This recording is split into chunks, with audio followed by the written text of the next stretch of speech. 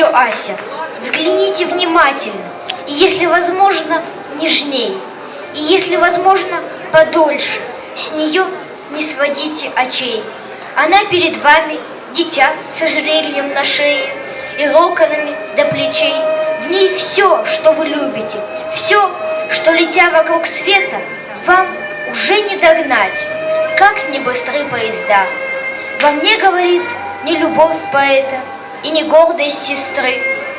Зовут ее Ася, но лучшее имя ей Пламя, которого нет, не было и не будет вовеки ни в ком. Но помните лишь, что она не навек перед вами, что все мы когда-то умрем.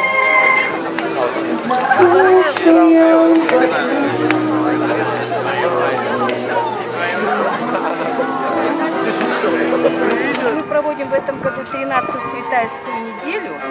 Открыта она была 17 сентября в Доме дружбы первым фестивалем авторской песни и романса на стихи Марины Цветаевой. Принимал участие активный клуб авторской песни «Серебряные струны». В этот же день у нас проходила выставка «Александровское лето» Марины Цветаевой. И вот всю неделю 2 мероприятия у нас было в музее Анастасии Цветаевой, он единственный в мире, наш Павлодар рулит впереди планеты всей. 3 мероприятия было в доме Наума Григорьевича Шафера, кстати, тоже единственного в мире, тоже здесь Павлодар рулит.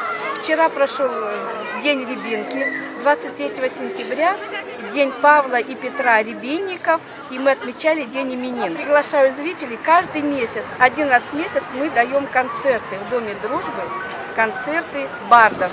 Наши барды тоже очень востребованы, очень любимы. Имена известной молодежи. Это Марина Каримова, Валентина Шелдункова, Александр Казаков, Константин Симонов и другие. Славянский центр с удовольствием, с низким поклоном приглашает всех желающих на наши мероприятия и просто быть хорошими друзьями и помощниками. Ждем! Мы рады друг другу, как будто родня, а что удивляться, душа-то едина. Запрыгал по веткам девчонок огня, то снова костер зажигает Марина. Когда вдруг покажется жизнь недоздор, задушит змея равнодушия и сплетен. Зажгите с друзьями Маринин костер, и руки, и лица, и души согрейте. Ах, горят парижские бульвары, понимаешь, миллионный глаз. Ах, гремят мадридские гитары. Я о них писала столько раз. Над стройным мальчиком корона.